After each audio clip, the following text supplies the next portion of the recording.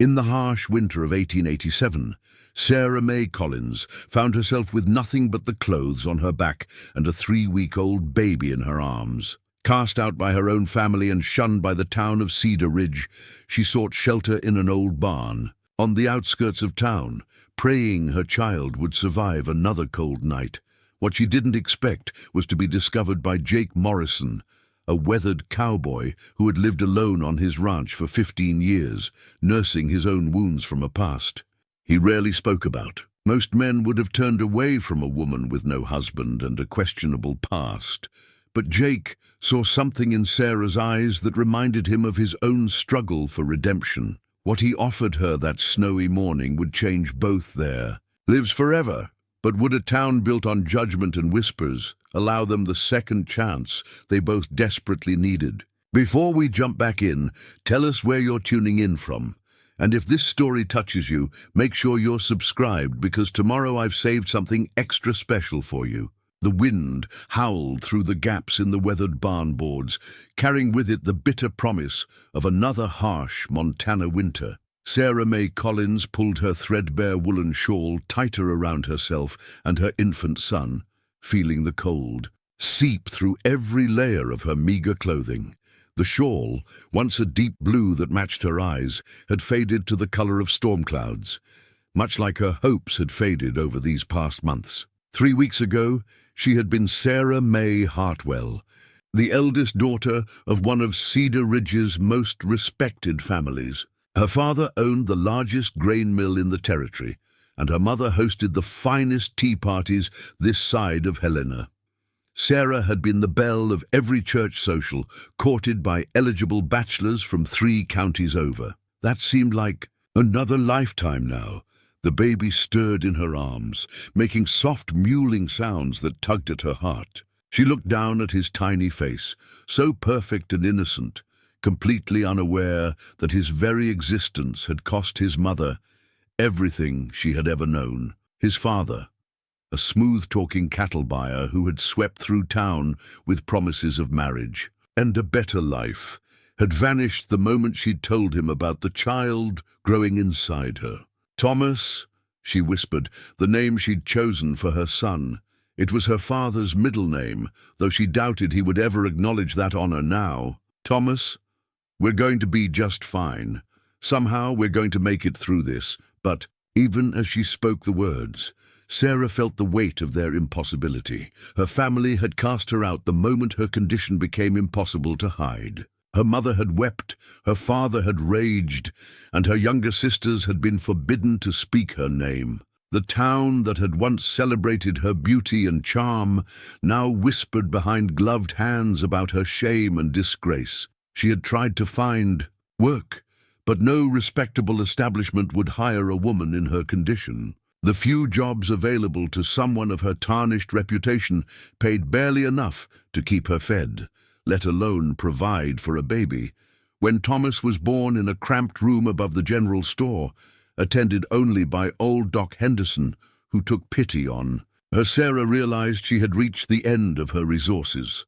The barn where she now sheltered belonged to Jake Morrison, though she doubted he knew of her presence. His ranch sat on the very edge of town, far enough from the gossiping tongues to offer some refuge. She had heard about Morrison over the years, a solitary man who kept to himself, rarely venturing into town except for supplies. Some said he was a war veteran. Others whispered about a tragic loss that had driven him to isolation. All agreed he was not a man to be crossed, but also not one to turn away someone truly in need. Jake Morrison had indeed heard the stories about himself, and most of them contained at least a grain of truth. At 38, he had lived more lifetimes than most men twice his age.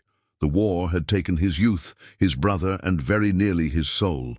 He had returned to Montana territory with a chest full of medals he never displayed and memories that visited him in the darkest hours before dawn.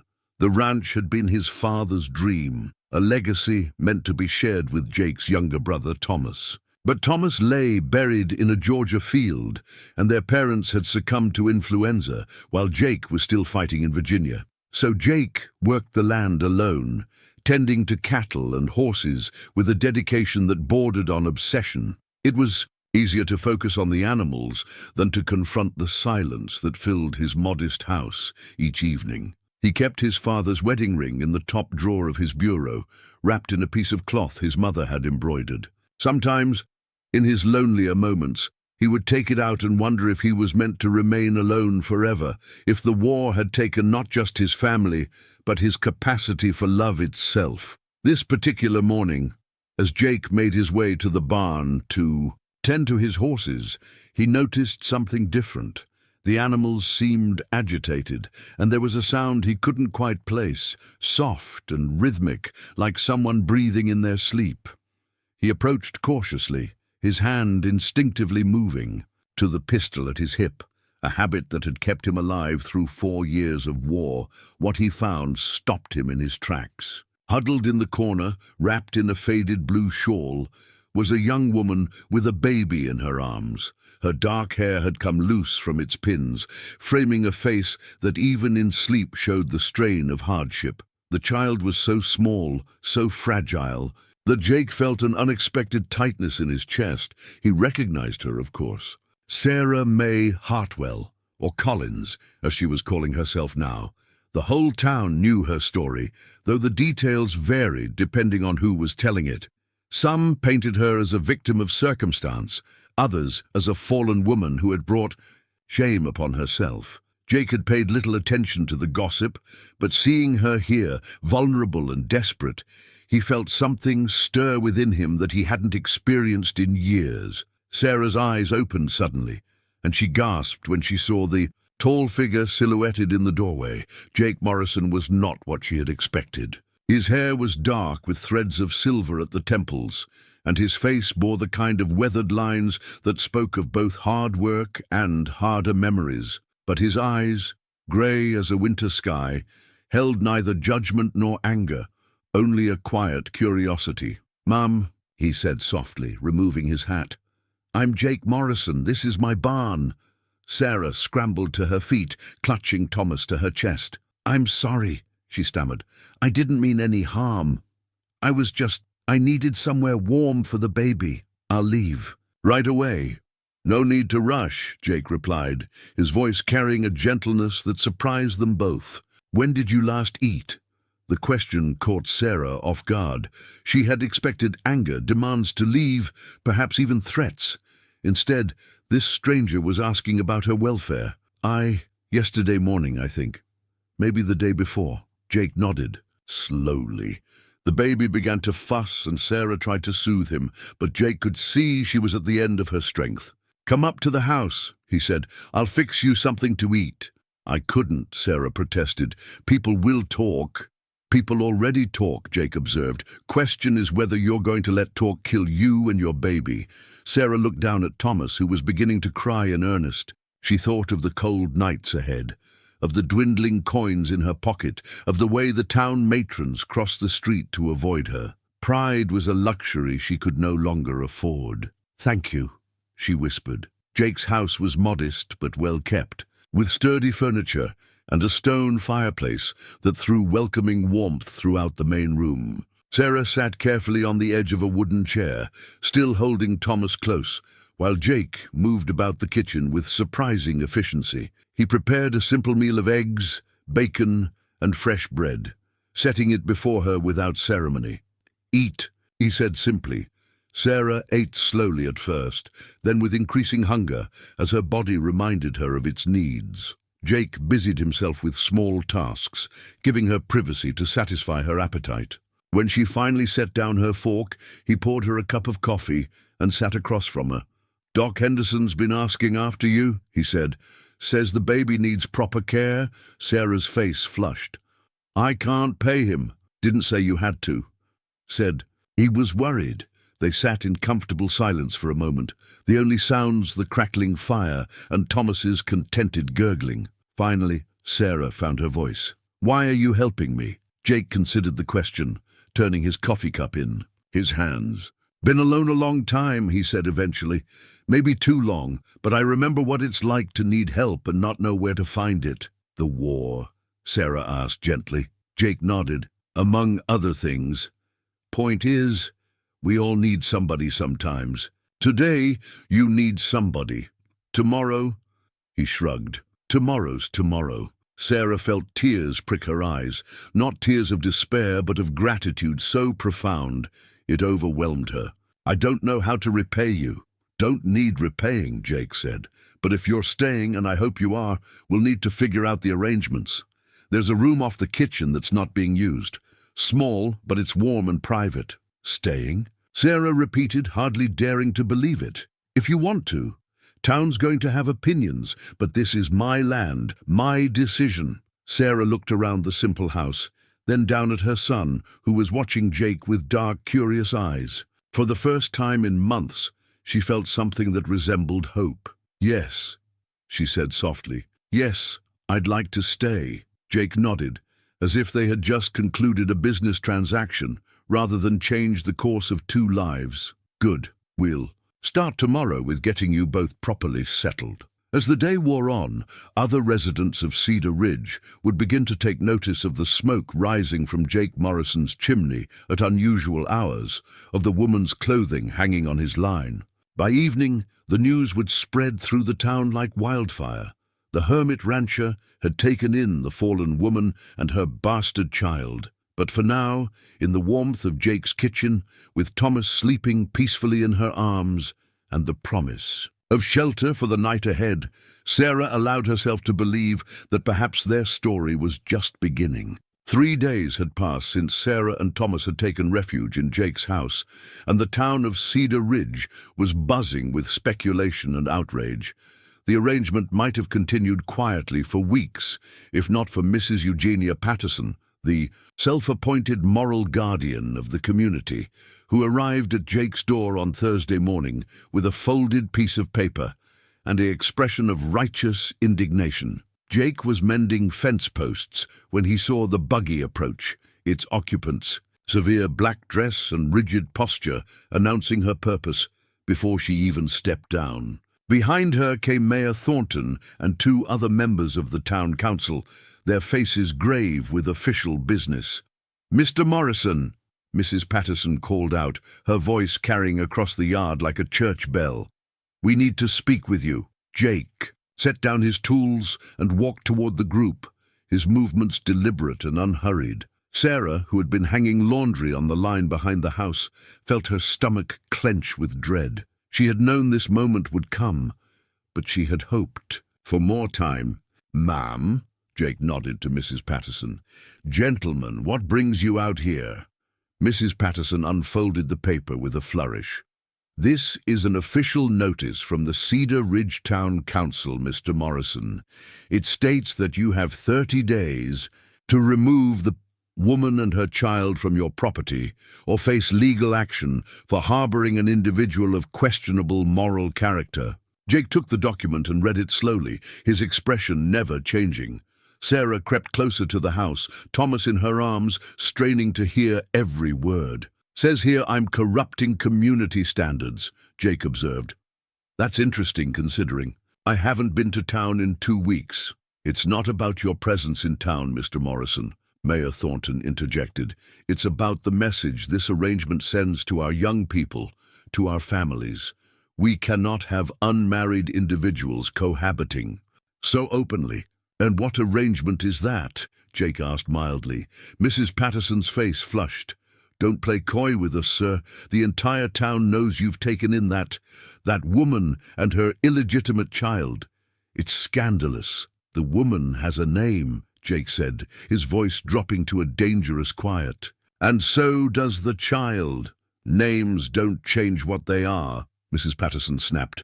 "A fallen woman and a bastard child, corrupting the moral fiber of our community by their very presence." It was at that moment that Thomas began to cry. Not the usual fussing of a hungry baby, but the harsh, labored breathing of an infant in distress. Sarah's face went white as she realized the sound was different. Wrong. "Jake," she called out, her voice tight with panic. "Something's not right." Jake immediately abandoned the confrontation and strode toward the house. The baby's breathing was shallow and rapid, his tiny face flushed with fever. Without hesitation, Jake scooped up his hat and coat. "We need Doc Henderson," he said tersely. "Now, I'll drive," Mayor Thornton offered, his official business forgotten in the face of a sick child. Mrs. Patterson watched the flurry of activity with pursed lips. "This is exactly what I mean," she declared to no one in particular. "Nothing but trouble and drama follows that woman wherever she goes." The ride to town was a blur of anxiety and desperate prayers. Sarah held Thomas close, trying to will her own strength into his small body, while Jake sat rigid beside her, his jaw clenched with worry. When they reached Doc Henderson's office, the elderly physician took one look at the baby and ushered them inside. "How long has he been like this?" Doc Henderson asked, his experienced hands gently examining Thomas. "He was fine this morning," Sarah whispered. Then suddenly, Doc Henderson listened to the baby's chest with his stethoscope, his weathered face grave. "Pneumonia," he diagnosed. "Common enough in babies this young, especially when they've been exposed to cold and stress." Sarah felt her knees buckle, but Jake's strong hand caught her elbow, steadying her. "What can we do?" he asked. "Keep him warm, keep him breathing. I'll give you some medicine, but mostly it's a matter of time and care. Next few days will tell the tale." As Doc Henderson prepared the medication, he glanced meaningfully at Jake. "This baby needs constant attention. Warm, dry place, regular. Feeding, someone watching him around the clock." "He'll have it," Jake said firmly. Doc Henderson nodded approvingly. "Good. And don't let anyone tell you different. This child deserves every chance at life, same as any other." The return journey was quieter, Thomas breathing a little easier thanks to Doc Henderson's ministrations, but still frighteningly fragile. Sarah hadn't spoken since leaving the doctor's office, and Jake could see the guilt and despair written across her features. "This isn't your fault," he said quietly as they neared the ranch. "Isn't it?" Sarah's voice was barely audible. "If I hadn't been sleeping in that cold barn, if I'd had proper shelter from the beginning." "If a lot of things," Jake interrupted, "but you did what you had to do to survive. That takes courage." When they arrived back at the house, they found Mrs. Patterson's buggy still in the yard. She emerged from the vehicle with renewed determination, apparently having used their absence to marshal her arguments. "Mr. Morrison," she began, "I trust this unfortunate incident has shown you the wisdom of our position. This child needs proper care, in a proper Christian home with proper parents, not this arrangement." Jake helped Sarah down from the wagon, his movements protective and deliberate. "Mrs. Patterson," he said, his voice carrying a steel edge that made the older woman step back. "I'm going to say this once, and I want you to listen carefully. Sarah Collins and her son are staying here. They're staying here because they need help, and because I choose to help them. If you have a problem with that, you can take it up with me personally, but the town council can go to hell," Jake finished bluntly. "This is my land, bought and paid for. I'll decide who stays and who goes." Mrs. Patterson gasped at his language, but Jake was already turning away, dismissing her entirely. He helped Sarah and Thomas into the house, leaving Mrs. Patterson to sputter her outrage to the empty yard. Inside, Sarah settled into the rocking chair by the fireplace, holding Thomas close to the warmth. Jake knelt beside them, his large, calloused hand gently touching the baby's forehead. "Fever's coming down a little," he observed. Sarah looked at him through tear-filled eyes. "Why?" she asked. "Why are you doing this? You could have agreed with them. Let us go, and your life would go back to normal." Jake was quiet for a long moment, watching the baby's small chest rise and fall. "Had a brother once," he said finally. "Thomas, named for my grandfather. He was younger than me, full of dreams and plans, going to marry his sweetheart when he got back from the war, raise a family, work the ranch with me." Sarah waited, sensing the weight of memory in his words. "He died at Antietam, 20 years old, and he died calling for our mother." Jake's voice was steady, but Sarah could hear the old pain beneath it. "Been thinking lately about what he'd want me to do. Think he'd want me to help when I could, love when I could, not waste the life he didn't get to live." "And you think helping us honors his memory?" Jake looked at her directly, his grey eyes serious. "I think helping anybody who needs it honors his memory, but helping you and Thomas feels like more than that. Feels like maybe I'm not meant to be alone forever." That night, as Sarah sat up with Thomas, monitoring his breathing and praying for his recovery, she heard Jake moving around the house, stoking the fire, checking the windows, making sure they were warm and safe. When she finally dozed in the chair, she woke to find a quilt draped around her shoulders and fresh coffee waiting on the table beside her. The eviction notice lay crumpled in the fireplace, its official seal curling in the flames. Jake had made his choice, and he would stand by it regardless of the consequences. For the first time since Thomas's birth, Sarah felt something she had almost forgotten: the security of knowing someone was willing to fight for her and her child.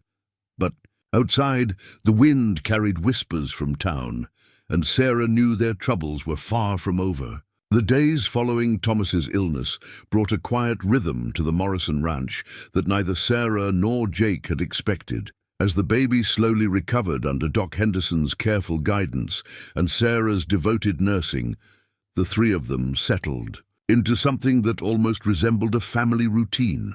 Sarah proved to be far more capable than her sheltered upbringing might have suggested. The adversity of recent months had awakened practical skills she never knew she possessed.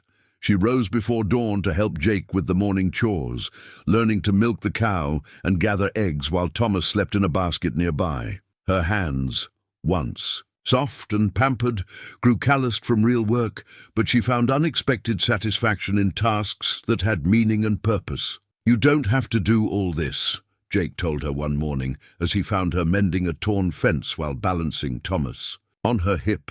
"I managed fine before you came." "Maybe you managed," Sarah replied, expertly threading wire through a loose post, "but that doesn't mean it couldn't be done better.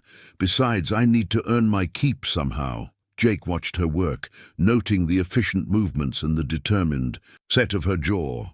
This was not the same desperate woman he had found in his barn. Adversity was forging her into something stronger, more resilient. "Your family was wrong about you," he said quietly. Sarah paused in her work, glancing at him with surprise. "How so?" "They saw weakness where there was strength, shame where there was courage." Jake tested the repair she had made, finding it solid and well-crafted. "Takes a strong person to start over with nothing." The compliment brought a flush to Sarah's cheeks that had nothing to do with the cold morning air. It had been so long since anyone had spoken to her with respect, with recognition of her worth as a person rather than judgment of her circumstances. Their conversations during these shared tasks began to reveal depths in both of them that years of solitude had kept hidden. Jake spoke haltingly at first about his war experiences, the friends lost, and the weight of survivor's guilt that had driven him to isolation. Sarah shared memories of her childhood, the dreams she had harbored before. Scandal changed everything, and her fierce determination to build a better life for her son. "What would you have done?" Sarah asked one afternoon as they worked together to repair the roof of the chicken coop. "If the war had never happened, if your brother had lived." Jake considered the question while hammering a loose shingle. "Probably. Would have married young, had a house full of children by now.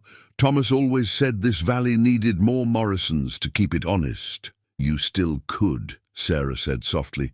"Marry, have children." "Could have," Jake corrected. "Not sure I'm the marrying kind anymore. Too set in my ways, too used to being alone." Sarah felt an unexpected pang at his words, though she couldn't quite name why. She had no right to feel possessive of this man's future, no claim on his affections beyond gratitude for his kindness. Yet the thought of him remaining forever isolated troubled her in ways she didn't want to examine too closely. It was during one of these quiet afternoons that Sarah began working on something special. She had found a piece of fine white cotton, fabric in the bottom of her travel bag, a remnant from her former life that she had somehow managed to preserve. With careful stitches and patient work, she began crafting a christening gown for Thomas. "It's beautiful," Jake observed, finding her sewing by the window one evening. "He'll look like a little prince. Every child deserves to feel special on their christening day," Sarah said, holding up the tiny garment to check her progress. "I want him to know he belongs somewhere, that he's wanted and loved." Jake was quiet for a moment, touched by the care and hope woven into every stitch. "What will you name him formally?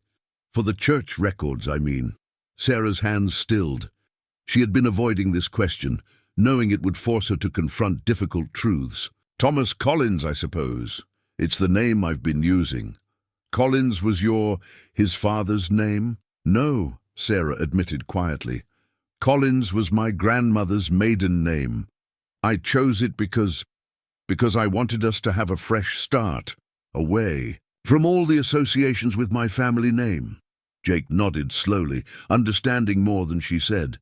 "Thomas is a fine name. Strong." "It was my father's middle name," Sarah said, then added with a bitter smile, "though I doubt he'd appreciate." "The honor now?" "Fathers can be fools sometimes," Jake said with quiet conviction, "but that doesn't diminish their children." As the weeks passed, Thomas grew stronger and more alert, his dark eyes following Jake's movements around the house with increasing interest. Jake found himself drawn to the child in ways that surprised him. He had never spent much time around babies, but something about Thomas's solemn gaze and ready smile touched a part of his heart. He thought the war had deadened. One evening, as Sarah was preparing dinner, Thomas began fussing in his basket. Without thinking, Jake scooped him up, settling the baby against his shoulder with surprising natural grace. "There now, little man," Jake murmured, his deep voice gentle and soothing. "No need for all that noise." Thomas immediately quieted, apparently content in Jake's strong arms. Sarah watched from across the room, her heart doing something complicated in her chest at the sight of this weathered, solitary man cradling her son with such obvious care. "He likes you," she observed softly. "Feelings mutual," Jake admitted, adjusting his hold as Thomas's tiny fist grabbed onto his shirt. "Haven't been around babies much, but this one's got sense. Knows quality when he sees it." Sarah laughed, a sound that had become more frequent in recent days. "I think you're both prejudiced in each other's favor." But even as they found comfort in their growing domestic harmony, the outside world continued to intrude. Jake's trips to town for supplies became exercises in endurance as former customers turned away and conversations stopped when he entered establishments. The economic pressure was beginning to tell. Orders for his horses had dried up, and several debts owed to him remained mysteriously unpaid. Sarah noticed the strain, though Jake tried to hide it. She saw him counting and recounting the money in his strong box, saw the worry lines deepen around his eyes as he calculated feed costs and winter preparations. "It's because of me," she said one evening after a particularly uncomfortable trip to town, where the general store clerk had been deliberately rude and slow in filling their order. "What's because of you? The way people are treating you, the lost business, everything." Sarah's voice was thick with guilt. "You're paying the price for my shame." Jake set down the harness he was mending and looked at her directly. "Sarah, listen to me. I'm a grown man who makes his own choices. I knew what helping you might cost, and I chose to do it anyway. That's on me, not you. But your livelihood will survive or it won't. But I'll be able to look at myself in the mirror either way." Jake's voice was firm, brooking no argument. "Some things matter more than money." That night, as Sarah lay in her small room, listening to Thomas's peaceful breathing, she reflected on the man who had given them sanctuary. Jake Morrison was unlike anyone she had ever known. Neither the smooth-talking charmers who had filled her youth, nor the judgmental authorities who had condemned her fall from grace. He was solid in a way that went deeper than mere reliability, kind in a way that required no recognition or reward. For the first time, Sarah allowed herself to imagine what it might be like if this arrangement became permanent, if she and Thomas could truly belong here, The thought both thrilled and terrified her, because she was beginning to understand that her feelings for Jake Morrison were growing far beyond mere gratitude. It was while cleaning Jake's bedroom that Sarah discovered the wooden box hidden beneath a pile of winter blankets in his wardrobe. She hadn't intended to pry. She was simply putting away the clean laundry when the box shifted and spilled its contents across the floor. What she saw took her breath away. Military medals gleamed dully in the afternoon light, a bronze star, a purple heart, commendations for valor that spoke of extraordinary courage under fire. But it was the discharge papers that truly shocked her. Colonel Jacob Morrison, they read. Decorated veteran of the Army of the Potomac, cited for exceptional leadership during the Battle of Gettysburg and the Siege of Petersburg. Colonel? Sarah whispered, staring at the documents that revealed a completely different man than the quiet rancher she thought she knew. Find something interesting. Sarah spun around to find Jake standing in the doorway, his expression unreadable. His eyes moved from her guilty face to the scattered papers and medals, and she saw something that might have been pain flicker across his features. "I'm sorry," she said quickly, kneeling to gather the items. "I was just putting away laundry, and the box fell." "Leave them," Jake said quietly, moving into the room. He knelt beside her, his hands careful as he collected the medals. "Should have locked this away properly." "Colonel Morrison," Sarah said softly, "you never mentioned." "Nothing to mention. War's over, has been for 20 years. Jake's voice was flat, but Sarah could hear the old wounds beneath the words. "Jake, these medals, they don't give these for nothing. You were a hero." Jake's laugh was bitter. "Heroes don't come home when their men don't. Heroes don't wake up." Screaming 20 years later, he held up the Purple Heart. Its ribbon faded with age. "Got this when a piece of Confederate artillery nearly took my leg off at Antietam. Same battle where my brother Thomas died. Tell me, Sarah, what's heroic about surviving when better men don't?" Sarah reached out tentatively, her hand covering his. "What's heroic is what you did with that survival. The lives you saved, the men you led home to their families." Jake was quiet for a long moment, staring at the medal in his palm. Finally, he began to speak, his voice low and distant. "Had a company of boys under my command, farmers' sons, most of them, no older than 18 or 19. They followed me because they trusted me to bring them home alive." His jaw tightened. "Lost 37 of them over 4 years, 37 boys who should have grown up to marry their sweethearts and work their father's farms." "And how many did you save?" Sarah asked gently. "Not enough. But some you saved." "Some?" Jake nodded slowly. "Some, yeah, I saved some."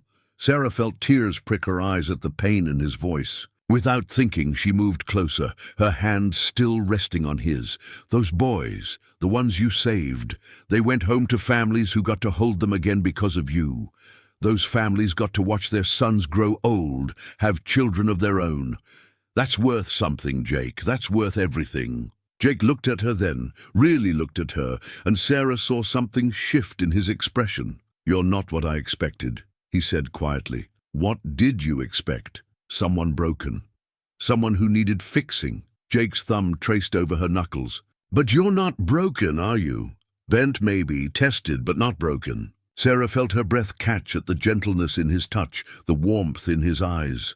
"I was broken," she admitted. "When I found out about the baby, when my family turned me away, I thought my life was over. But then I met you. And I remembered that broken things can be mended if someone cares enough to try." They sat in the fading afternoon light, hands joined over the remnants of Jake's hidden past, and Sarah felt something fundamental shift between them. This was no longer just about shelter and survival. This was about two wounded souls finding healing in each other. That evening, as they sat by the fire after dinner, Sarah finally found the courage to share her own story. She told Jake about Charles Whitmore, the charming cattle buyer who had swept her off her feet with promises of love and marriage.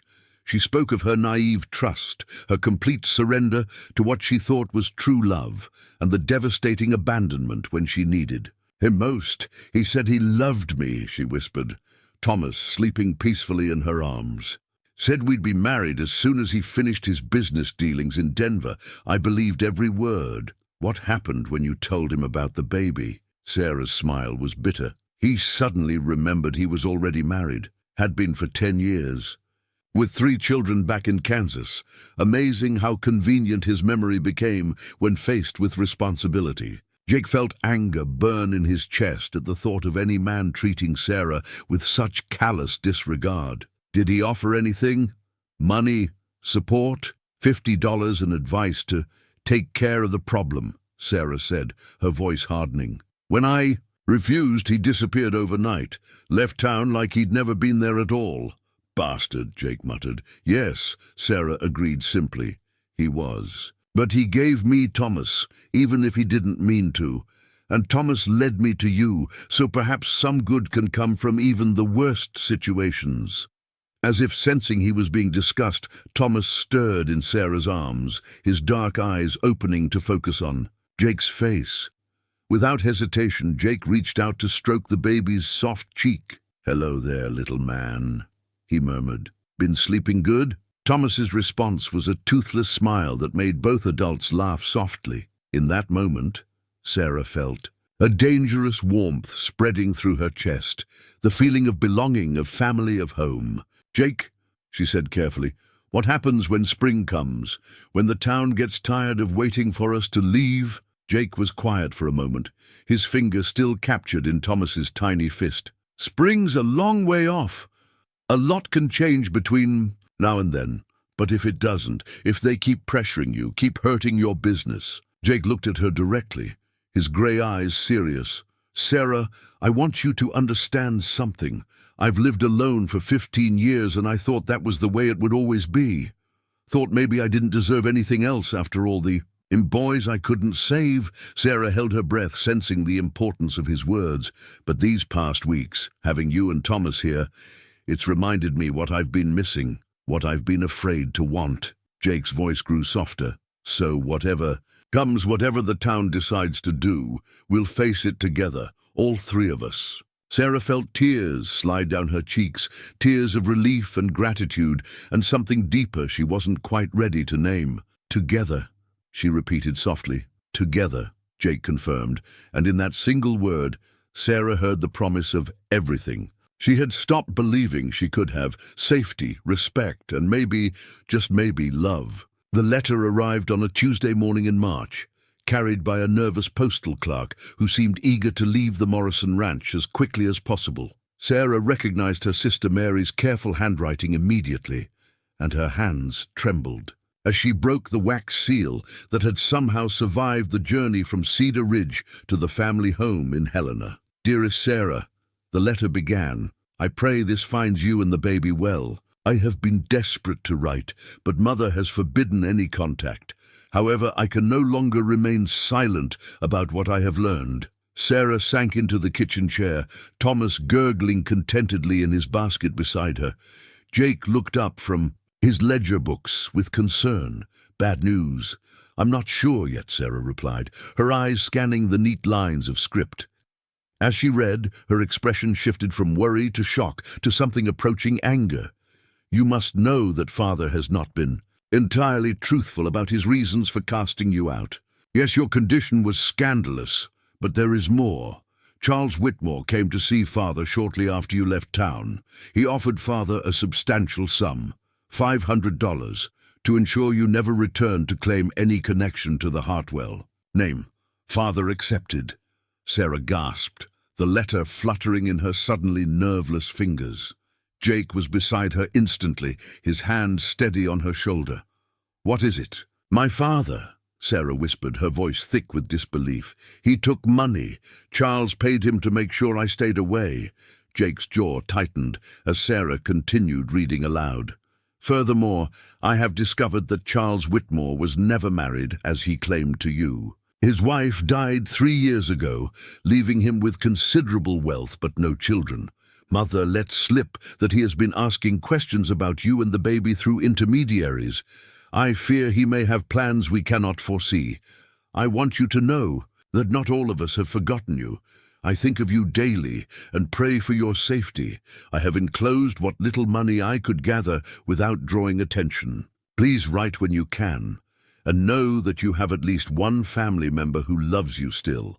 Your devoted sister Mary." Tucked into the letter was a small cloth pouch containing $20 in gold coins, a fortune for someone in Mary's position, and clearly gathered with great sacrifice and secrecy. Sarah sat in stunned silence, trying to process the implications of her sister's revelations.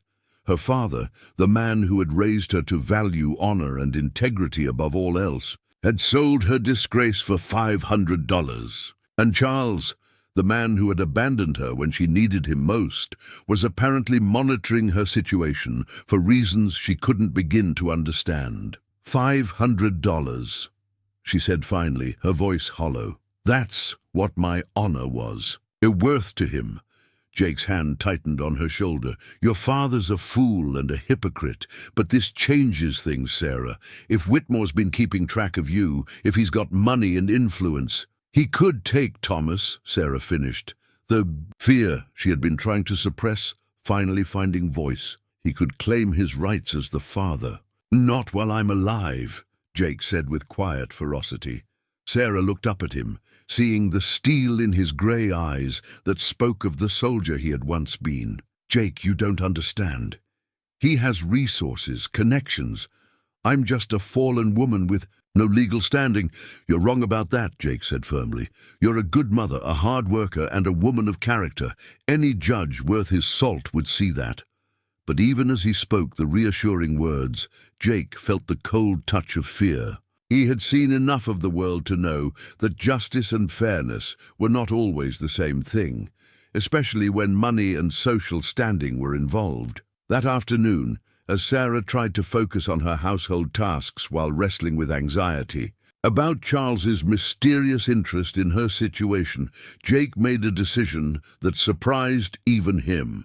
"Sarah," he called from the kitchen, where she was mechanically kneading bread dough. "Come sit down.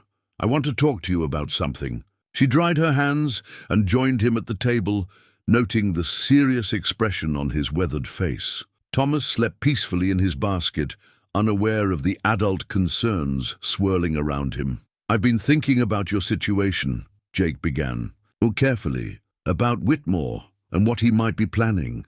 About the town's pressure to remove you from here." Sarah's heart sank. Was this where Jake finally decided the cost of helping her was too high? "I think," Jake continued, "that we should get married." Sarah stared at him, certain she had misheard. "I beg your pardon?" "Married," Jake repeated, his voice steady despite the momentous nature of his proposal. "It would solve several problems at once. Give you legal protection, give Thomas my name, and make it much harder for Whitmore or anyone else to challenge your right to be here." "Jake," Sarah said slowly, "you can't be serious. Marriage is supposed to be about love, about wanting to build a life together." "Isn't that what we've been doing?" Jake asked quietly. "Building a life together?" Sarah felt her cheeks warm. It was true. Over the past months they had developed a partnership that felt natural and right. But marriage was something else entirely. "People would say you're only marrying me out of pity," she protested. "Let them say what they want. I know my own mind." Jake leaned forward, his eyes serious. "Sarah, I won't pretend this is some great romantic declaration. I'm not a man for flowery speeches or grand gestures, but I care about you and Thomas, more than I expected to care about anyone ever again." "Caring isn't the same as love," Sarah said softly. "No," Jake agreed. "But it's a foundation love can be built on, if we're both willing to try." Sarah looked down at her hands, her mind racing. The practical advantages of Jake's proposal were undeniable. As his wife, she would have legal protection and social standing. Thomas would have a father's name and inheritance. But what about Jake? What would he gain except additional responsibility and the permanent taint of her scandal? "What about you?" she asked. "What do you get out of this arrangement?" Jake was quiet for a long moment, considering his answer. "A family," he said finally. "Something I thought I'd never have." A reason to get up in the morning that's bigger than just survival. And if I can never love you the way a wife should love her husband. Jake's smile was gentle, but tinged with sadness. Sarah, I've been alone for 15 years. Companionship and partnership would be more than I ever dared hope for. If love comes, we'll be grateful. If it doesn't, we'll still be better together than apart. Sarah felt tears prick her eyes at the quiet dignity of his proposal. This wasn't the passionate declaration of devotion she had once dreamed of, but it was something perhaps more valuable, the offer of true partnership from a man of unquestionable honor. I need time to think, she said finally. Of course, take all the time you need. Jake stood up, then paused. But Sarah, whatever you decide, know that I meant what I said earlier. We're in this together, married or not. I won't let anyone hurt. You or Thomas, not Whitmore, not the town council, not anyone. That night, Sarah lay awake staring at the ceiling, Thomas sleeping peacefully beside her. Outside, the March wind rattled the windows, but inside, the house was warm and secure, a haven Jake had provided without asking for anything in return. Could she marry a man she didn't love? More importantly, could she marry a man she was beginning to fear she loved too much, knowing he saw their union as merely practical? The questions swirled in her mind until dawn, but by morning, Sarah thought she knew her answer. Sarah found Jake in the barn 3 days later, carefully grooming his prize stallion with the methodical attention he brought to all his tasks. The morning light streamed through the open doors, illuminating the dust motes that danced around them like tiny spirits. She had rehearsed her words a dozen times, but now, facing him in the quiet intimacy of the barn, her prepared speech seemed inadequate. "Jake," she said softly, causing him to look up from his work, "I've made my decision about your proposal." He set down the brush and turned to face her fully, his expression carefully neutral. "And?" "Yes," Sarah said simply. "I'll marry you." Jake felt something loosen in his chest, a tension he hadn't realized he'd been carrying. "You're sure?" "As sure as I can be about anything these days." Sarah stepped closer, her hands clasped in front of her. "But I want you to understand something. I won't be a burden wife, someone you have to take care of out of duty. I want to be a partner, to contribute to whatever we're building here." "I wouldn't expect anything less," Jake said, a small smile playing at the corners of his mouth. "You've already proven you're not the helpless society girl people thought you were. And I want Thomas to know his real father's story someday. Not the pretty lies, but the truth. He deserves to understand where he came from, even if it's not a story of honor and love." Jake nodded gravely. "A man has a right to know his history, good and bad. We'll tell him when he's old enough to understand." Sarah took a deep breath, steeling herself for the hardest part of what she had to say. "There's something else, about Charles Whitmore and what my sister wrote. I've been thinking about why he might be asking questions about me now, after all this time. And I think he's having second thoughts about abandoning his son, not out of love or responsibility, but because he's getting older and realizes Thomas might be his only heir." Sarah's voice grew harder. "A man with money and no legitimate children might find a bastard son very convenient, especially if he can take the child without the inconvenience of the mother." Jake felt cold anger settle in his gut. He can't just take Thomas. "You're his mother. I'm an unwed mother with no resources and a questionable reputation. If Charles has money and influence, if he can paint himself as the respectable father offering his child a better life." Sarah shrugged helplessly. "The courts have ruled in favor of men with far less compelling arguments." "Not if you're married to me," Jake said firmly. "Not if Thomas bears my name and lives under my protection." Sarah felt a rush of gratitude and something deeper at the fierce protectiveness in Jake's voice. "That's why I'm saying yes, not just for the protection, but because I believe we can make this work. We can build something good together." That afternoon, Jake surprised Sarah by disappearing for several hours without explanation. When he returned, he was carrying a wooden trunk that looked like it had been stored away for years. "What's that?" Sarah asked, looking up from the mending she was doing, while Thomas played on a blanket at her feet. "Something that belonged to my mother," Jake said, setting the trunk down carefully. "Thought you might want to see what's inside." With reverent hands, Jake opened the trunk to reveal its treasures. There were bolts of fine fabric, lace that had yellowed with age but was still beautiful, and wrapped in tissue paper at the very bottom, a wedding dress of ivory silk with pearl buttons and delicate embroidery. Sarah gasped, her hands flying to her mouth. "Jake, it's beautiful, but I couldn't. Mother always said it would be worn by the woman who became part of this family." Jake interrupted gently. "She made it herself when she was barely 18 for her wedding to my father. Said every Morrison bride should have something special to mark the day." Sarah reached out tentatively to touch the silk, marveling at its softness despite its age. "It's been preserved perfectly, kept it in cedar and lavender. Mother's instructions." Jake's voice grew softer. "She used to say that a woman's wedding dress was like a promise, not just between husband and wife, but between the past and the future. Said wearing her dress would mean you were truly part of the Morrison legacy." Tears pricked Sarah's eyes at the thought of the woman who had so carefully preserved this dress for a daughter-in-law she would never meet. "What was she like? Your mother?" "Strong. Practical. Had to be, to survive out here with a husband and 2 boys. But she was gentle too. Always found time for a kind word or a helping hand." Jake smiled at the memory. "She would have liked you, would have said you had the makings of a good frontier wife." "I hope so," Sarah said softly. "I want to honor her memory, Jake. And your father's. I want to be worthy of wearing this dress." "You already are," Jake said with quiet conviction.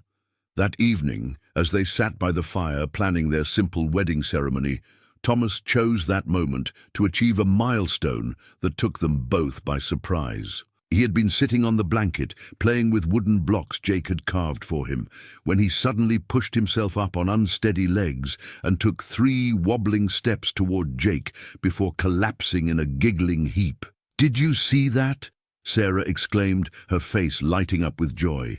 "His first steps!" Jake scooped up the baby, his face split by a grin of pure delight. "Well done, little man. You picked the perfect audience for your grand debut." As if understanding the praise, Thomas clapped his hands and babbled happily, his dark eyes sparkling with achievement. In that moment, watching Jake celebrate her son's milestone with such genuine joy, Sarah felt something shift irrevocably in her heart. This was what family felt like.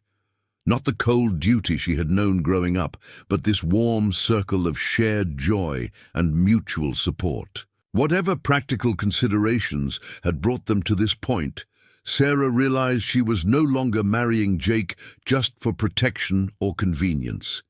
She was marrying him because somewhere in the past months, without quite realizing it, she had fallen in love with this quiet, honorable man who had given her and her son not just shelter, but a home. "When should we have the ceremony?" Jake asked, settling back in his chair with Thomas on his lap. "Soon," Sarah said, her voice soft with newfound certainty. "I want to be your wife, Jake Morrison, in every way that matters." Jake looked at her sharply, hearing something in her tone that hadn't been there before. What he saw in her eyes made his breath catch. Not just gratitude or practical acceptance, but something warmer, deeper. "Sarah," he began, but she held up a hand to stop him. "Don't say anything," she said gently. "Not yet. Let's just have our wedding first, and see what grows from there." Jake nodded, understanding that some things couldn't be rushed, couldn't be forced. Love, if it was going to bloom between them, would do so in its own time and way.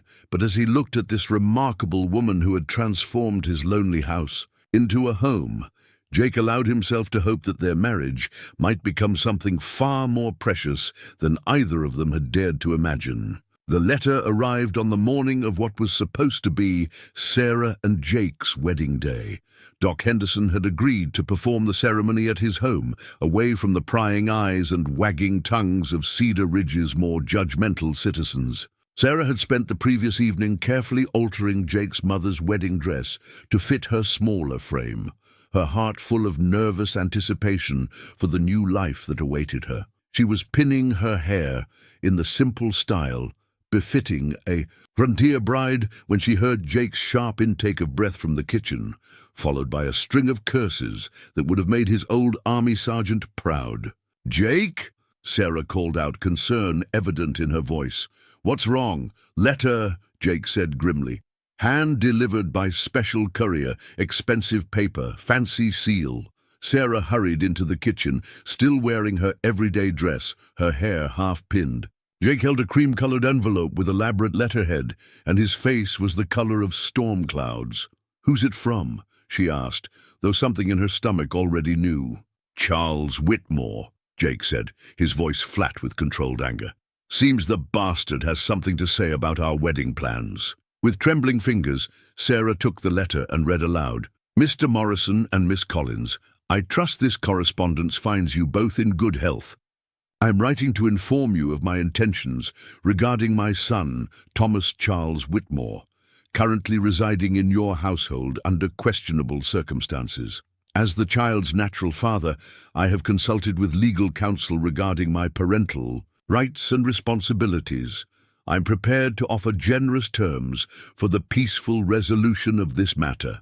Miss Collins, I am willing to provide you with the sum of $1,000 in exchange for your complete relinquishment of all claims to the child.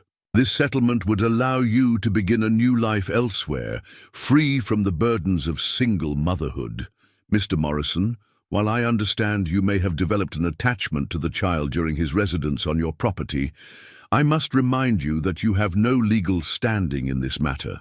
The boy is my blood, my heir, and I intend to claim him. I will be arriving in Cedar Ridge within the week to conclude these arrangements. I trust we can resolve this matter amicably, without the need for legal proceedings that would surely prove both expensive and embarrassing for all parties involved. I remain your obedient servant, Charles T. Whitmore, Esquer's attorney at law, Whitmore and Associates, Denver, Colorado. Sarah's hands shook so violently that the letter fluttered to the floor. Thomas, playing contentedly with his wooden blocks in the corner, looked up at the sound and smiled his toothless grin, completely unaware that his entire future hung in the balance. $1,000, Sarah whispered. "He thinks he can buy my son for $1,000. "Like hell he can," Jake growled, but Sarah could see the worry in his eyes. $1,000 was more money than most people in Cedar Ridge saw in 5 years. To a court, it might seem like generous provision for a woman of questionable virtue. "Jake, what if he's right? What if legally he has more claim to Thomas than I do?" "You're his mother," Jake said fiercely. "That has to count for something." "I'm an unwed mother who was cast out by her own family. He's a successful businessman with money and legal connections." Sarah sank into a chair, her wedding day dreams crumbling around her. What judge is going to choose a fallen woman over a respectable father who can provide for his child? Jake knelt beside her chair, taking her cold hands in his warm ones. "A judge who values love over money. Thomas belongs with you, Sarah. Any fool can see how much you love that boy. Love doesn't pay for education or provide social standing," Sarah said bitterly. "Charles can give Thomas everything I can't. Legitimacy, wealth, a place in society. Maybe he's right. Maybe Thomas would be better off with his real father." "Like hell," Jake said again, more forcefully this time. "Sarah, look at me." When she reluctantly met his eyes, he continued with passionate intensity. "That man abandoned you when you needed him most. He denied his own child for over a year. You think a few fancy words and some money erases that? You think Thomas will thank him when he's old enough to understand?" Sarah wanted to believe him, but fear was a cold knot in her stomach. "He said he's arriving within the week. What are we going to do?" Jake stood up, his jaw set with determination. "We're going to get married. Today, as planned." "Jake, you can't be serious. If we're married, you'll be legally responsible for fighting this. It could cost you everything, your ranch, your savings, your entire future. And if we're not married, you'll have to face him alone." That's not happening. Sarah felt tears slide down her cheeks. This isn't your fight. You've already done so much. It became my fight the moment I found you and Thomas in my barn, Jake interrupted. And it sure as hell became my fight when I asked you to marry me. We're a family, Sarah. Families stick together. Before Sarah could respond, there was a knock at the door. Jake opened it to find Doc Henderson on the porch, dressed in his Sunday best and carrying a worn Bible. "Morning, folks," the elderly physician said cheerfully. "Beautiful day for a wedding, don't you think?" "Doc," Jake said heavily. "We may need to postpone." "Nonsense," Doc Henderson interrupted, pushing past him into the house. "I cleared my whole morning for this ceremony, and by God, we're having a ceremony." He noticed Sarah's tear-stained face and the discarded letter on the floor. "What's got you both looking like someone died?" Jake handed him Whitmore's letter. Doc Henderson read it slowly, his weathered face growing increasingly grim. "Well," he said finally, "this changes things." "Exactly," Sarah said miserably. "We can't get married now, not with this hanging over our heads." "Who says we can't?" Doc Henderson asked. "Seems to me this makes marriage more important, not less. Sarah, as Jake's wife, you'd have legal protection and social standing, and Thomas would have Jake's name and inheritance. But if we lose the custody fight, then we lose it as a family," Jake said firmly. "United. But we're not going to lose. Sarah, I promise you that." Doc Henderson nodded approvingly. "That's the spirit. Now let's get you married before this Whitmore fellow shows up and causes more trouble." Sarah looked between the two men, one who had shown her professional kindness when no one else would, and one who was willing to risk everything to protect her and her son. In Whitmore's letter, she saw the cold calculation of a man who viewed Thomas as property to be acquired. In Jake's eyes, she saw the fierce protectiveness of a man who already loved her child as his own. "All right," she said softly, "let's do this." An hour later, Sarah stood before Doc Henderson in Jake's modest parlor, wearing his mother's beautiful wedding dress. Thomas sat in Sheriff Coleman's lap. The lawman had arrived just as the ceremony was beginning, drawn by rumors and staying out of respect for what he witnessed. "Do you, Jacob Morrison, take Sarah Collins to be your lawfully wedded wife, to have and to hold, in sickness and in health, for richer or poorer, as long as you both shall live?" "I do," Jake said firmly, his eyes never leaving Sarah's face. "And do you, Sarah Collins, take Jacob Morrison to be your lawfully wedded husband, to have and to hold in sickness and in health, for richer or poorer, as long as you both shall live?" Sarah thought of the letter waiting on the kitchen table, of the battle that lay ahead, of the uncertain future they faced. Then she looked at Jake. Solid, dependable Jake, who had offered her not just his name, but his protection and his home. "I do," she said clearly. "By the power vested in me by the territory of Montana, I now pronounce you husband and wife. Jake, you may kiss your bride." Jake's kiss was gentle but thorough, sealing their union with tenderness and promise. When they broke apart, Sarah saw something in his eyes that made her heart skip, not just affection or partnership, but the beginning of something deeper. "Well," Doc Henderson said with satisfaction, "let's see Whitmore try to break up a legally married family." But even as they celebrated with simple cake and coffee, Sarah couldn't shake the feeling that their real battle was just beginning. Charles Whitmore was coming to Cedar Ridge, armed with money and legal threats. She was no longer Sarah Collins, fallen woman. She was Sarah Morrison, wife and mother, with a husband willing to fight for their family. The question was, would it be enough? The morning after their hurried wedding, Jake sat at his kitchen table, with papers spread before him like battle plans. The land deed to his ranch lay open, its legal language suddenly carrying the weight of their entire future.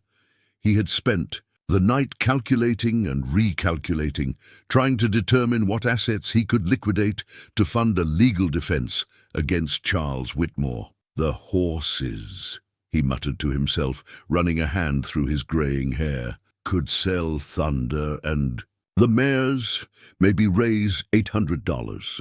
The south pasture might fetch another 200 if I can find a buyer quickly. Sarah entered the kitchen quietly. Thomas balanced on her hip. She had been awake most of the night as well, nursing the baby and listening to Jake pace the floor. As he wrestled with their impossible situation, "You can't sell your breeding stock," she said softly, setting Thomas in his basket. "Those horses represent years of work, your future income." "Our future income," Jake corrected automatically. "And it won't matter if we don't have Thomas." "The horses are just animals, Sarah. Thomas is our son." The casual way he claimed her child as his own made Sarah's heart clench with gratitude and love. "Jake, I won't let you bankrupt yourself fighting a battle we might not win." "We will win," Jake said with grim determination. "We have to." A knock at the door interrupted their conversation.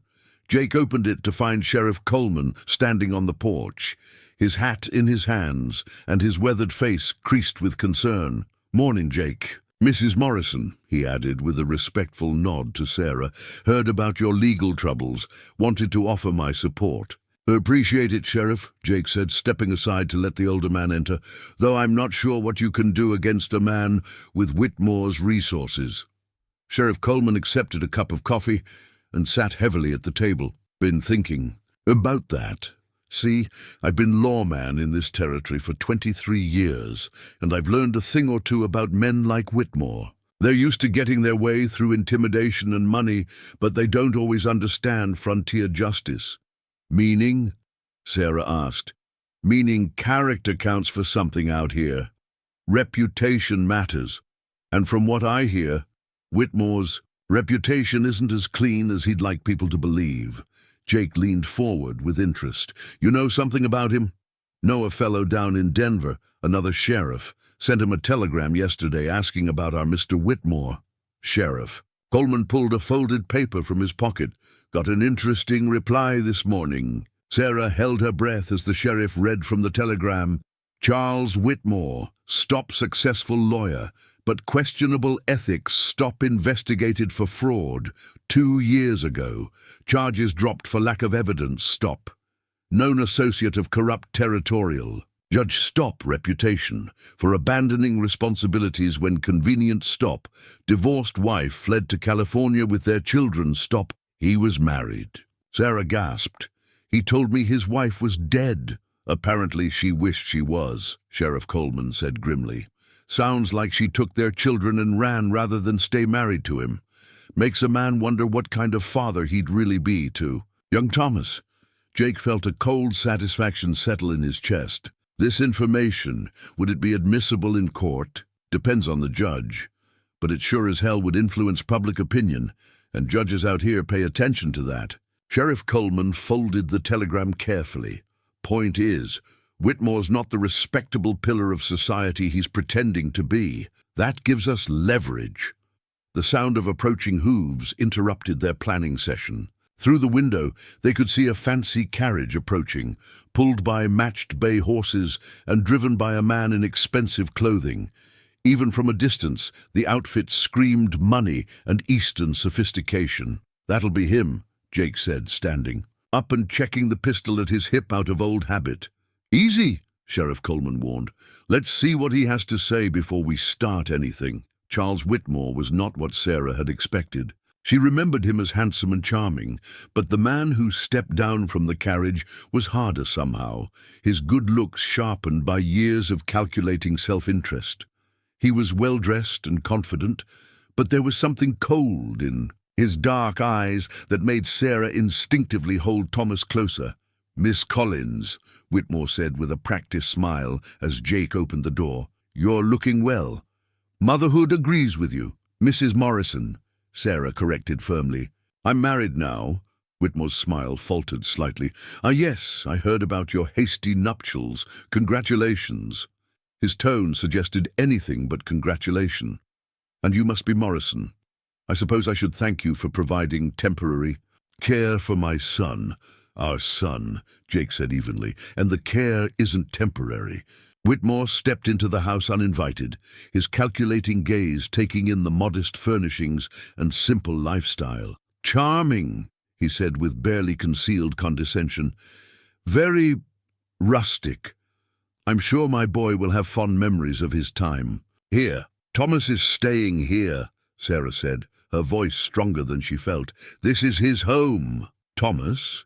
Whitmore laughed, but there was no humor in it. My dear girl, the child's name is Charles Jr., and his home is with me, where I can provide him with the education and advantages befitting a Whitmore heir. Sheriff Coleman stepped forward, his hand resting casually on his gun belt. And what makes you think you have any rights to this child? Mister, way I hear it, you abandoned his mother when she needed you most. Whitmore's eyes hardened.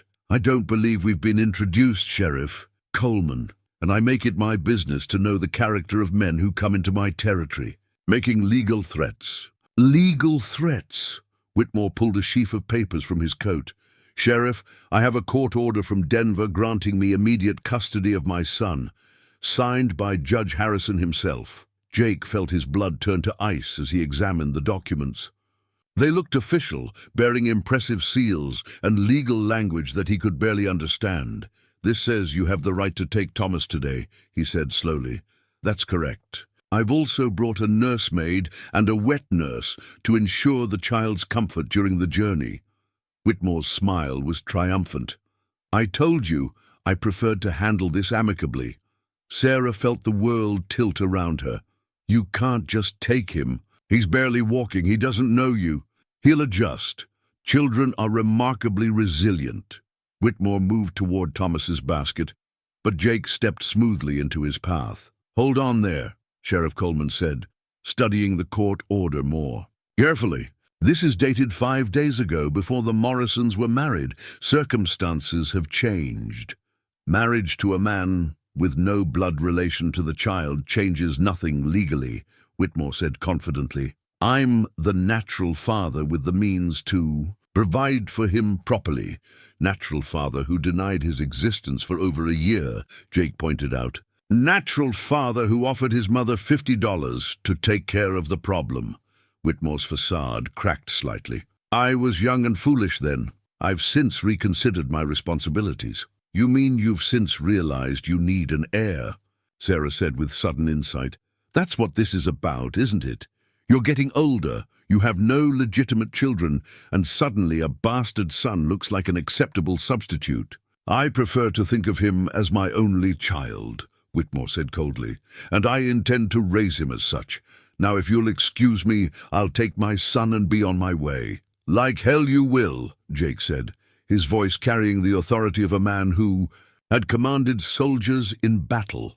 Whitmore reached into his coat again, this time producing a folded bank draft. Mr. Morrison, I'm prepared to offer you $2,000 for your cooperation in this matter.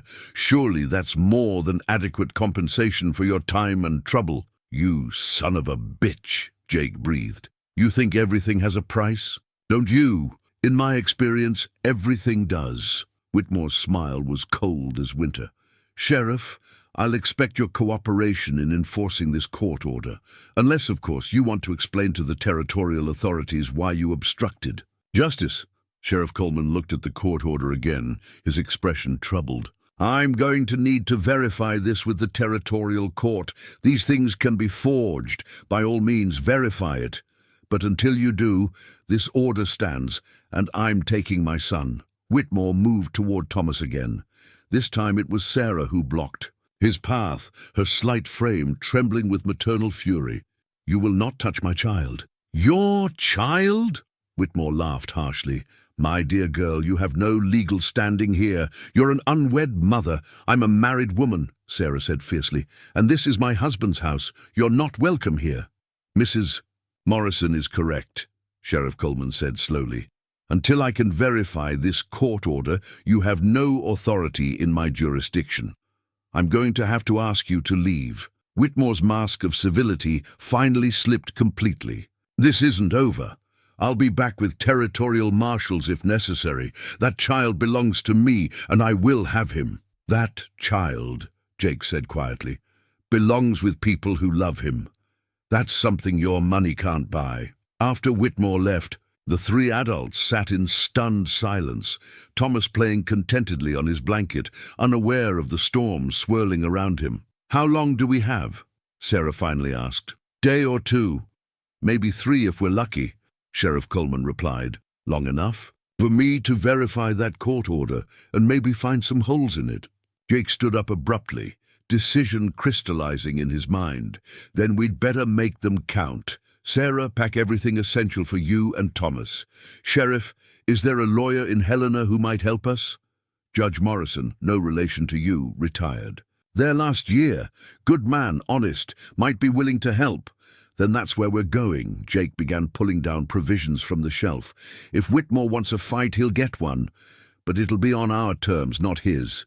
Sarah looked at her husband, truly her husband now, and saw the same steely determination that had carried him through 4 years of war. For the first time since Whitmore's letter arrived, she allowed herself to hope they might actually win this battle. But first, they had to survive it. The Helena courthouse was the imposing brick building that seemed to loom over the small family as they approached its steps 3 days later. Sarah clutched Thomas tightly, while Jake carried a leather satchel containing every document they had been able to gather: their marriage certificate, Thomas's birth certificate, character references from Doc Henderson and Sheriff Coleman, and Jake's military records. Judge Morrison, no relation to Jake despite the shared name, had agreed to hear their emergency petition for permanent custody. The elderly jurist had a reputation for fairness and a particular intolerance for legal bullying, which Sheriff Coleman assured them would work in their favor. Charles Whitmore was already present when they entered the courtroom, accompanied by 2 well-dressed lawyers and an impressive array of legal documents. He looked confident and well-rested, while Sarah and Jake bore the strain of 3 sleepless nights and a hard journey. "Your Honor," Whitmore's lead attorney began as soon as the proceedings opened, "this is a simple matter of paternal rights. My client seeks custody of his natural son, who has been living in questionable circumstances with individuals who have no legal claim to the child." Judge Morrison, a weathered man in his 70s with piercing blue eyes, studied the assembled parties with careful attention. "And the child's mother, where does she stand in this matter?" "Present, Your Honor," Sarah said, rising carefully with Thomas in her arms. "Sarah Morrison, formerly Collins." "Ah," the judge said, noting her married name. "And when did this marriage take place?" 4 days ago, Your Honor," Jake replied, standing beside his wife. "I'm Jacob Morrison." Judge Morrison's eyebrows rose slightly. 4 days ago. Interesting timing given the circumstances." He turned to Whitmore's attorney. "You mentioned questionable circumstances. Please elaborate." "Your Honor, the defendant Morrison has taken in an unwed mother and her illegitimate child, clearly in an attempt to circumvent my client's parental rights. This hasty marriage is nothing more than a legal maneuver designed to—" "Objection," interrupted the voice from the back of the courtroom. Everyone turned to see a distinguished gentleman in his 60s entering the room. "Your Honor, I am Samuel Wright, attorney for the Morrisons. I apologize for my tardiness." Sarah felt a surge of relief. Judge Morrison had recommended Wright as one of Helena's most capable lawyers, though they hadn't been sure he would take their case given their limited funds. "Mr. Wright," Judge Morrison acknowledged. "Please, proceed." Wright approached the bench with the confidence of a man who had argued hundreds of cases. "Your Honor, my clients are here to contest Mr. Whitmore's claim based on abandonment, character fitness, and the best interests of the child.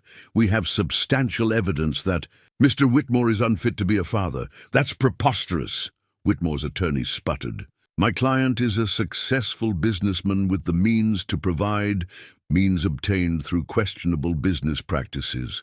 Wright interrupted smoothly.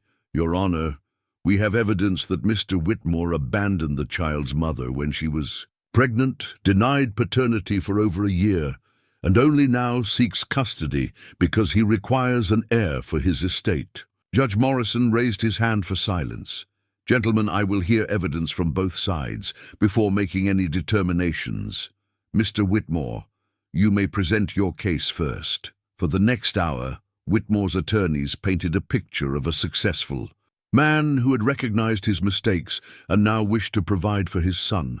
They emphasized his wealth, his social standing, and his ability to give Thomas every advantage in life. "Your Honor," Whitmore himself testified, "I deeply regret my initial reaction to Miss Collins's pregnancy. I was young and panicked, but I have since matured and recognized my responsibilities. I can provide my son with the finest education, social connections, and financial security." "And what of the child's emotional needs?" Judge Morrison asked. "The boy has been with Mrs. Morrison since birth. Do you not consider the trauma of separation? Children are resilient, Your Honor. With proper care and attention, he will quickly adjust to his new circumstances." Sarah felt sick listening to Whitmore speak about Thomas as if he were property to be transferred, rather than a living child with attachments and needs. When it came time for their defense, Wright called Sarah to testify first. The courthouse Bible felt heavy in her hands as she swore to tell the truth, its worn leather binding symbolizing the weight of justice she prayed would prevail. "Mrs. Morrison," Wright began gently, "please tell the court about your relationship with the defendant." Sarah's voice was steady as she recounted her brief romance with Charles, his promises of marriage, and his abandonment when she told him about the pregnancy. She described the months of struggle, the rejection by her family, and the desperate circumstances that led her to Jake's barn. "And how has Mr. Morrison treated you and your son?" "With nothing but kindness and respect," Sarah said, her voice growing stronger. "He gave us shelter when we had nowhere else to go. He's been a father to Thomas in every way that matters." "Objection," Whitmore's attorney called out. "The witness is not qualified to determine what constitutes proper fatherhood." "Sustained," Judge Morrison said. "Mrs. Morrison, please limit yourself to facts rather than opinions." Wright nodded. "Mrs. Morrison, in your opinion, what would be in Thomas's best interests?" "To remain with the only family he's ever known," Sarah said firmly. "Jake is the only father Thomas remembers. Removing him from our home would be cruel and traumatic." As Sarah returned to her seat, she caught Whitmore's eye. What she saw there chilled her, not love for his son, but cold calculation and determination to win at any cost. When Jake took the stand, the courtroom seemed to grow quieter, as if everyone present could sense the gravity of what was at stake. Wright had prepared him carefully for this moment, but Jake's testimony came from the heart rather than legal strategy. "Mr. Morrison," Wright began, "please tell the court how you came to care for Mrs. Morrison and her child." Jake's voice was steady and clear as he described finding Sarah and Thomas in his barn, the baby's illness, and their gradual transformation from strangers seeking shelter to a true family. When he spoke about Thomas's first steps and the way the child reached for him each morning, there wasn't a dry eye in the courtroom. "And are you prepared to legally adopt this child as your own?" Wright asked. "More than prepared," Jake said firmly. "I already consider Thomas my son in every way that matters. All we need is the law to recognize what's already true in our hearts." Whitmore's attorney rose for cross-examination with the confidence of a man who believed he held all the winning cards. "Mr. Morrison, you're a simple rancher, are you not? With limited education and modest means?" "I am," Jake replied without shame. "And you believe this qualifies you to raise the son of a successful attorney, to provide him with the education and social connections he'll need to succeed in life?" Jake was quiet for a moment, considering his answer carefully. "Sir, I believe what qualifies me to raise Thomas is the same thing that qualified me to lead men in battle and keep them alive. The willingness to put someone else's needs before my own, to sacrifice whatever it takes to protect those under my care. But surely you must acknowledge that Mr. Whitmore can provide material advantages you cannot." "Material advantages, yes," Jake agreed. "But there are some things money can't buy. Love, loyalty, the security of knowing someone will never abandon you no matter what." Wright then called Doc Henderson to testify about Sarah's character and Jake's devotion to the family. The elderly physician's words carried weight in the frontier community, and his passionate defense of the Morrison family clearly impressed Judge Morrison. "Your Honor," Doc Henderson said, "I've delivered over 300 babies in my 40 years of practice, and I've never seen a more devoted mother than Sarah Morrison. As for Jake, that man would walk through fire for that child. That's worth more than all the money in Denver." But it was Wright's final witness who proved most damaging to Whitmore's case. Sheriff Coleman took the stand, carrying a telegram and several official documents. "Sheriff," Wright began, "have you had occasion to investigate Mr. Whitmore's background?" "I have. Sent inquiries to law enforcement colleagues in Denver and Kansas City." "And what did you discover?" Whitmore's attorneys objected vigorously, but Judge Morrison overruled them, clearly interested in hearing what Sheriff Coleman had learned. "Mr. Whitmore has been investigated twice for fraud, though charges were dropped for lack of evidence. His former wife fled to California with their 3 children, citing abandonment and cruelty. She obtained a divorce on grounds of desertion." The courtroom erupted in murmurs. Whitmore's face had gone pale, his confident facade cracking. "Furthermore," Sheriff Coleman continued, "I have a sworn statement from Mrs. Elizabeth Hartwell, Sarah's own mother, admitting that Whitmore paid her husband $500 to ensure Sarah never returned to claim any connection to their family name." Sarah gasped. She had known about the money from her sister's letter, but hearing it confirmed in open court was still a shock. Wright turned to Judge Morrison. "Your Honor, this clearly establishes a pattern of abandonment and manipulation. Mr. Whitmore has spent more money trying to erase his responsibilities than he ever offered to support his child." When Whitmore took the stand for rebuttal, his polished demeanor had completely vanished.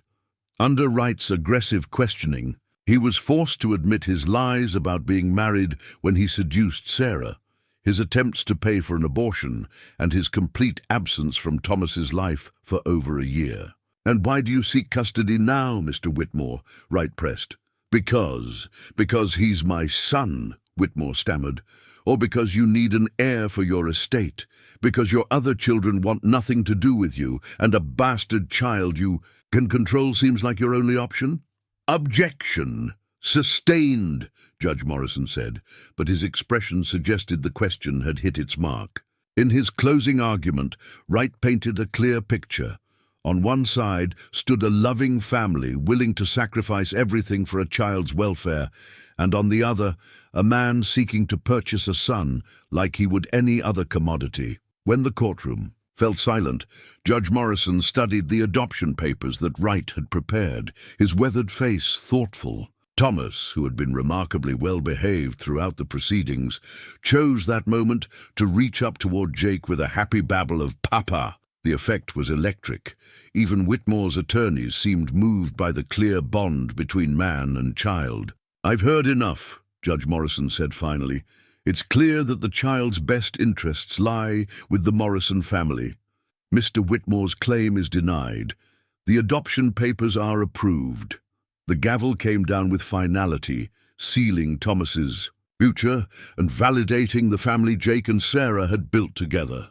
As the court clerk prepared the final documents, Sarah felt Jake's strong arm around her shoulders and realized that sometimes love really was enough to overcome money and social standing. Charles Whitmore left the courthouse alone, his dreams of a convenient heir shattered. The Morrison family left together, officially and legally bound by ties stronger than blood, the ties of choice, commitment, and unconditional love. 6 months later, the Morrison Ranch had taken on an entirely different character. Where once it had been the solitary domain of a man wrestling with his past, it now bustled with the warm chaos of family life. Sarah's garden flourished behind the house, filled with vegetables and the flowers she had always dreamed of growing. Thomas, now walking steadily and chattering in his own incomprehensible language, followed Jake around the ranch like a devoted shadow. On this particular September morning, Jake was repairing a section of fence when he noticed Sarah moving more slowly than usual, one hand pressed to her lower back. He had suspected for weeks what she was only now beginning to acknowledge to herself. "Sarah," he called out, setting down his tools and walking toward her. "You should be resting." "I'm perfectly fine," she protested, but the slight breathlessness in her voice told a different story. "Just a little tired." Jake smiled, reaching out to touch her face gently. "When were you planning to tell me about the baby?" Sarah's eyes widened in surprise. "How did you—" "I notice things," Jake said softly. "The way you've been tired in the mornings, how you've gone off coffee. My mother was the same way when she was carrying Thomas and me." Sarah felt tears prick her eyes, not of sadness, but of overwhelming joy. "Are you happy about it?" "Happy?" Jake pulled her into his arms, careful of her still flat belly. "Sarah, I never thought I'd have a family of my own. Now I have a wife. I love a son who calls me Papa, and another child on the way. I'm not just happy, I'm grateful beyond words." The admission of love hung between them, the first time either had spoken the word aloud, despite the feelings that had been growing for months. Sarah looked up at her husband, seeing the sincerity in his grey eyes. "I love you too," she whispered. "I think I have for a long time, but I was afraid to believe it could be real." Their kiss was interrupted by Thomas's delighted squeal as he chased a butterfly through Sarah's flower garden, his chubby legs carrying him in an unsteady but determined pursuit. The sight of their son, for Thomas was truly theirs now, legally and in every way that mattered, filled them both with contentment. Later that afternoon, a familiar buggy approached the ranch, but instead of bringing trouble as visitors once, had this one carried Doc Henderson and an unexpected passenger, Sarah's sister Mary, dressed in traveling clothes and carrying a small valise. "Mary!" Sarah exclaimed, rushing to embrace her sister. "What are you doing here?" "I couldn't stay away any longer," Mary said, tears streaming down her face. "When I heard about the court case, about your marriage, I had to see for myself that you were truly happy." Doc Henderson climbed down from the buggy with a satisfied smile. "Found her at the train station in Helena, asking directions to your ranch. Figured she might need an escort." Jake appeared from the barn, Thomas balanced on his shoulders, and Mary's face lit up at the sight of her nephew. "Oh, Sarah, he's beautiful, and so big. Thomas, can you say hello to Aunt Mary?" Sarah encouraged. Thomas studied the newcomer with serious dark eyes, then broke into a radiant smile and reached out his arms. Mary's heart melted instantly as she took her nephew, marveling at how sturdy and happy he appeared. "He's thriving," she observed. "Anyone can see how loved he is." "What about father and mother?" Sarah asked carefully. "Are they—" Mary's expression grew troubled. "Father's health is failing. Mother spends most days caring for him. I think they both regret how they treated you, but they're too proud to admit it." "And you?" "I'm proud of you," Mary said firmly. "Proud of what you've built here. Proud of the woman you've become.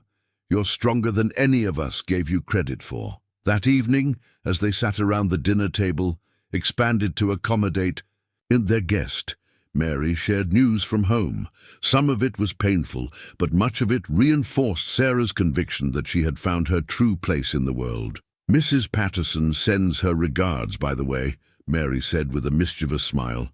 "Apparently, she's been telling everyone who will listen that she always knew you and Mr. Morrison were meant to be together." Sarah nearly choked on her coffee. "She most certainly did not. People have short memories when it suits them," Jake observed with amusement, "especially when the outcome makes them look wise." "Speaking of outcomes," Doc Henderson said, "you should know that the whole territory's heard about your court victory. Word is that Charles Whitmore left for California. Shortly after the trial, seems his business reputation took quite a beating." "Good riddance," Sarah said with feeling.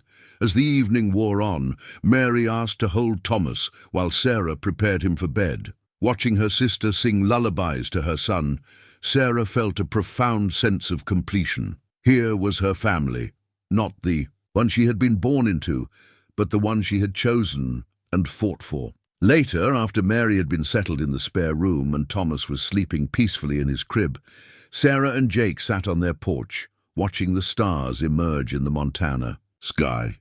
"Do you ever regret it?" Sarah asked quietly. The isolation you gave up, the simple life you had before we arrived. Jake considered her question seriously. I regret the years I wasted thinking I didn't deserve happiness. I regret the time it took me to understand that family isn't something you're born with. It's something you choose to build and protect. And now I wake up every morning grateful for the woman who turned my barn into a refuge and my house into a home. Jake's arm tightened around her. I love you, Sarah Morrison. I love our son, and I already love the child you're carrying. Whatever comes next, we'll face it together. In the distance, they could hear the gentle lowing of cattle and the whisper of wind through the grass. These were the sounds of home, of peace, of a life built on love rather than obligation. 1 year ago, Sarah had been a desperate woman sleeping in a barn with nothing but a baby and a tattered shawl. Now she was the mistress of her own home, wife to a man who cherished her, mother to a thriving child, and expecting another baby who would be born into security and love. Sometimes, Sarah reflected, the most beautiful stories begin with the darkest moments. And sometimes, when you think your life is over, you're really just about to begin living.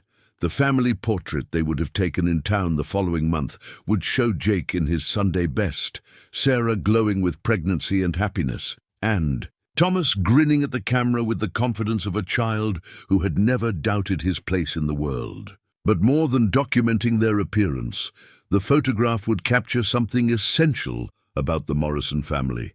The quiet strength of people who had found each other against all odds and built something lasting from the ashes of their separate pasts.